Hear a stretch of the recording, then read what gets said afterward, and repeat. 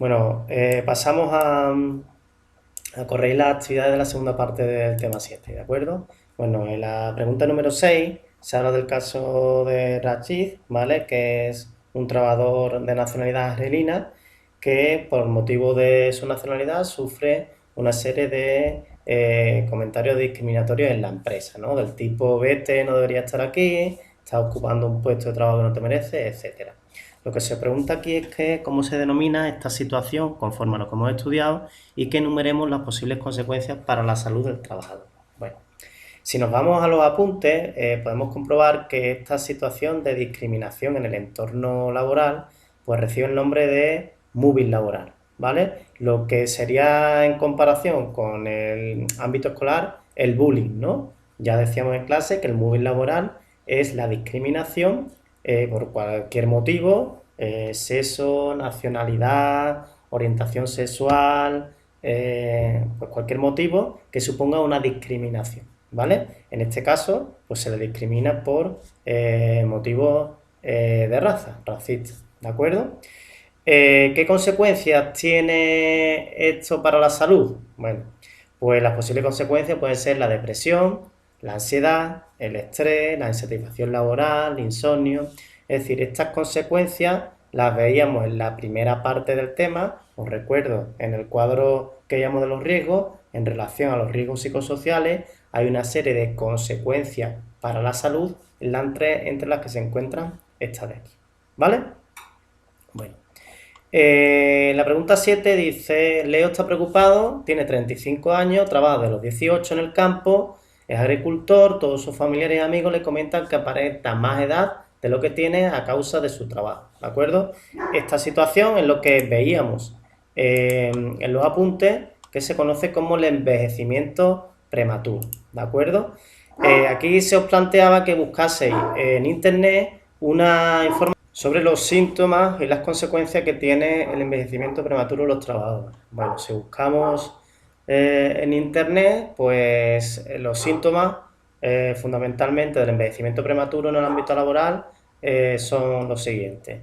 Una disminución de la capacidad física por un lado y una disminución de la capacidad mental. ¿Cómo se evidencia esa disminución de la capacidad física?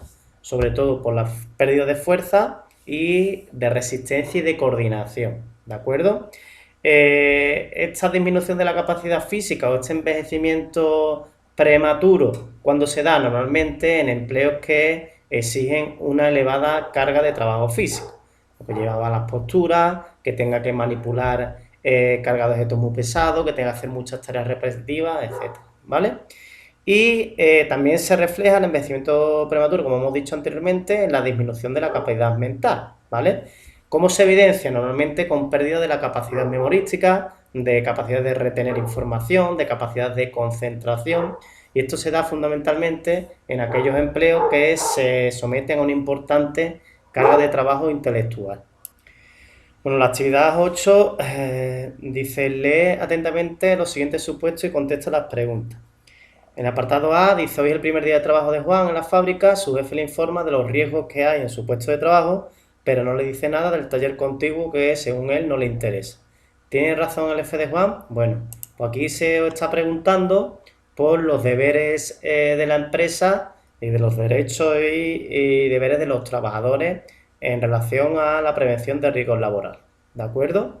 Bueno, dentro de los deberes que tiene la empresa en relación a los trabajadores, está la de informar y formar, como veíamos, de todos los riesgos que existen, pero no solo en el puesto de trabajo en concreto, sino en todo el centro de trabajo. Por lo tanto, en este ejercicio, pues el jefe de Juan le debería haber informado no únicamente de los riesgos de su puesto de trabajo, sino también de los riesgos existentes en el resto del centro de trabajo. ¿De acuerdo? Bueno, en el apartado B dice la misma fábrica, Mateo se ha comprado un casco de seguridad porque su jefe le advirtió que era obligatorio en ciertas zonas y que él mismo debía conseguirlo. Si os preguntáis, si indicáis si es correcto o no la indicación del jefe. Bueno, pues aquí no es correcta la indicación del jefe. ¿Por qué? Porque es obligación del empresario el de facilitar a los trabajadores los EPI, los equipos de protección y adecuados, ¿vale? Entonces, en este caso, el trabajador no tiene por qué comprarse su propio casco, su propio EPI, sino que debe ser facilitado por la empresa de manera gratuita y ya, como hemos repetido en alguna ocasión, deben ser personalizados, individualizados, uno para cada trabajador. El apartado C dice: la compañera de Mateo, Inés, observa que se ha roto una de las carcasas de seguridad que impide que se accione por sí sola una de las máquinas de trabajo. Como tiene miedo a que le echen la culpa, decide no comentar nada a pesar de que supone un peligro para él y sus compañeros. ¿Qué deber está incumpliendo Inés? Bueno, en este caso, si nos vamos a los deberes de los trabajadores, uno de los deberes que tienen los trabajadores es de informar de inmediato a su superior jerárquico de cualquier situación que a su juicio entrañe un riesgo para la salud, ¿vale? En este caso, evidentemente, el hecho de que Inés no informe a su superior jerárquico de que una de las carcasas de seguridad se ha roto, está suponiendo un riesgo para la salud suya y de sus compañeros. Por lo tanto, está incumpliendo con ese deber de informar al superior jerárquico. ¿De acuerdo? Bueno, el apartado D dice: Juan es informado durante el descanso para el bocadillo de un triste suceso que ocurrió hace 2 semanas, ¿no? El fallecimiento de un compañero de trabajo. Dice: esta es la declaración que los compañeros del trabajador que murió en el accidente de trabajo al salir del trabajo después de haber recibido una bronca de su jefe. El jefe le perseguía constantemente, estaba obsesionado y tenía fijación con él. Le echaba bronca sin motivo y lanzaba insultos tales como que era un desgraciado, un inútil y que no servía para nada. Se os pregunta qué está ocurriendo aquí y qué se debía haber hecho antes de que ocurriera este trágico desenlace. Bueno, aquí, como hemos visto anteriormente, está en una situación de acoso en el entorno de trabajo o móvil laboral. ¿Y qué debería haber hecho el trabajador para no tener que llegar a esa situación? Bueno, pues lo tendría que haber puesto en conocimiento de los representantes de los trabajadores en la empresa, de la autoridad laboral y, por último, pues haber denunciado la situación ante los tribunales laborales. En este caso, sabéis que el tribunal competente es el juzgado de lo social. ¿De acuerdo? Bueno, en el apartado E dice: cuando Blanca está saliendo del trabajo, observa cómo se desprende y se cae una señal de seguridad que avisa de un peligro de riesgo eléctrico. Lo que hace Blanca es que acelera el paso y sale rápido de la empresa olvidándose del asunto. Se os pregunta que qué obligación de todo trabajador ha incumplido Blanca. Bueno, como en el caso anterior de Inés, está incumpliendo esta obligación de informar de inmediato al superior jerárquico de que se ha caído esa señal y por lo tanto esa señal que avisaba de un riesgo al no estar situada puede producir algún accidente que conlleve problemas o daños para la salud de los trabajadores, y también está incumpliendo el deber de cooperar con el empresario, ¿vale? Los trabajadores tienen que cooperar con el empresario para garantizar la prevención de los riesgos laborales. Y el apartado F dice: el primo de Juan, Álvaro, en su primer día de trabajo, como peón de albañil, le ordenan cavar una zanja para llevar el agua a una casa. Allí se encuentra con unas conducciones eléctricas. Su jefe le dice que continúe trabajando. Y lo que se os pregunta es si Juan puede negarse a seguir cavando o no. Bueno, en este caso, Juan sí que puede negarse. ¿Por qué? Porque existe un derecho para los trabajadores que es el derecho a parar la actividad que esté realizando en la empresa en caso de que haya un riesgo grave e inminente.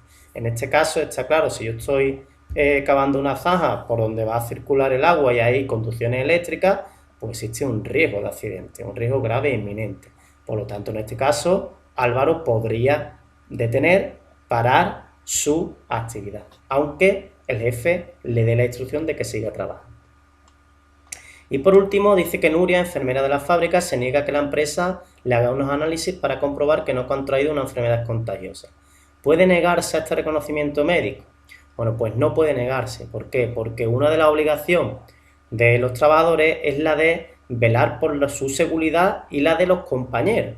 En este caso, en el caso de Nuria, en el que se sospecha que pueda tener una enfermedad contagiosa, pues está obligada a pasar ese reconocimiento médico para comprobar o descartar que ha contraído esa enfermedad y que se la puede contagiar a los compañeros. Imaginarse la situación ahora que estamos viendo con el tema del coronavirus, si una enfermera se negase a pasar por el test que determina si tiene la enfermedad o no, ¿de acuerdo? Con el riesgo que supondría de contagio para sus compañeros de trabajo. En este caso, la trabajadora no puede negarse a pasar por esos reconocimientos médicos, ¿vale? Bueno, ahí la pregunta número 9 os dejé un enlace a un fragmento de la película Tiempos Modernos, y ahí se os preguntaba que qué patología crees que puede estar sufriendo este trabajador y las medidas preventivas que creéis que puede adoptar la empresa para evitar esta situación. Bueno, como vemos, este trabajador en esta cinta mecánica, en el puesto de trabajo, está sometido a una situación de estrés. ¿Por qué se produce el estrés? Si nos vamos a este cuadro, el estrés es una consecuencia del desequilibrio entre ¿qué? Entre las tareas que le encomienda la empresa al jefe, perdón, al trabajador, y la capacidad de este trabajador para realizar esas tareas. Cuando hay un desequilibrio, es decir, cuando la capacidad del trabajador no es la suficiente para realizar todas las tareas que le encomienda la empresa, se da una situación de estrés, ¿de acuerdo? ¿Qué consecuencias acarrea el estrés? Pues ansiedad, impotencia, frustración, etcétera, ¿vale? Cuando este estrés continuado se produce el síndrome del trabajador quemado, ¿de acuerdo? ¿Qué medidas preventivas se pueden adoptar para evitar esta situación de estrés? Fundamentalmente son medidas relacionadas con la organización del puesto de trabajo, ¿vale? Es decir, que se realicen descansos periódicos, que el trabajador vaya variando de tareas cada X tiempo para que no le resulten las tareas tan monótonas, que los puestos de trabajo sean puestos ergonómicos, que favorezcan las posturas adecuadas, a lo mejor en esa cinta de montaje que en lugar de estar de pie para el cansancio que puede suponer para el trabajador, que lo hagan sentado, en sillas adaptables, reclinables, etcétera. ¿De acuerdo?